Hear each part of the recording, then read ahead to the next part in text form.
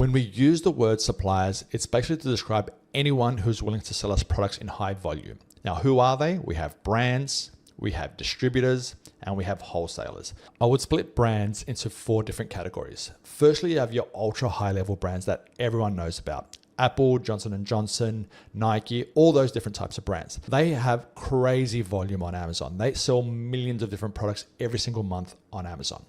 Below that, you have your mid-level brands. They still sell in very high volume on Amazon. They are kind of well known. You may have heard of a lot of them, but they're not as high as the high level brands, of course.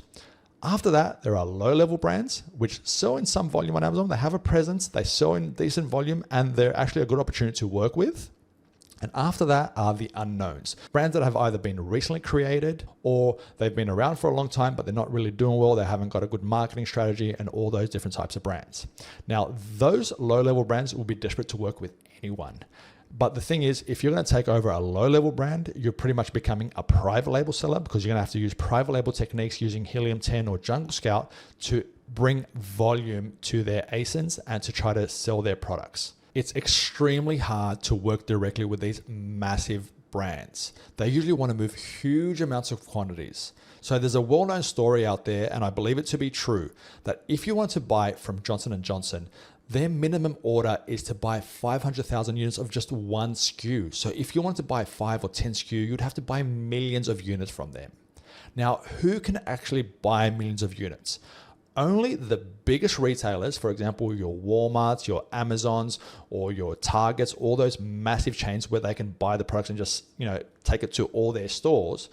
Or after that, the only person who can really, or the only business who can really purchase it are the national distributors.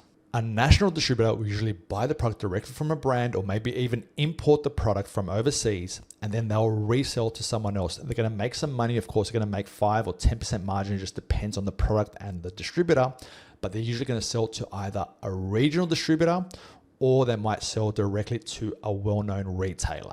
There's many, many levels of chains and everyone's making a cut.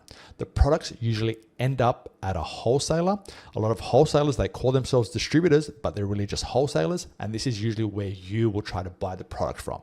Now, it'd be very nice if you can get the product from a regional distributor or from a national distributor, but they usually work with very high MOQs. As it goes down the chain, the MOQs drop. So that's why you have to look for products that have high sales volume, and that way you can get them at a great price.